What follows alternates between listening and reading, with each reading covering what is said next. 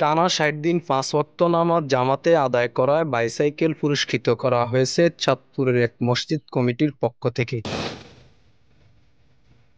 নিয়মিত নামাজ আদায়ের পুরস্কার হিসেবে জুবায়েরকে সাইকেল তুলে দেন তারা। এমন অভিনব কর্মসূচি পালন করেছে ফরিদগঞ্জ উপজেলার শাসনবাগ বাইতুর রহমান জামে মসজিদ কমিটি। বৃহস্পতিবার সকাল ৭টায় মোহাম্মদ শাহজালাল এর সভাপতিত্বে এবং মোহাম্মদ সাদ্দাম হোসেন বাবু এর পরিচালনায় আনুষ্ঠানিকভাবে পুরস্কার বিতরণী অনুষ্ঠান সম্পন্ন হয়। এ সময় উপস্থিত ছিলেন মসজিদ কমিটির ক্যাশিয়ার মোহাম্মদ মোতালেব মাস্টার, মসজিদের খতিব মাওলানা কাউসার হামিদ নেসারী, মাহাদী হাসান, মসজিদের ইমাম এবং এলাকার স্থানীয় মুসল্লি।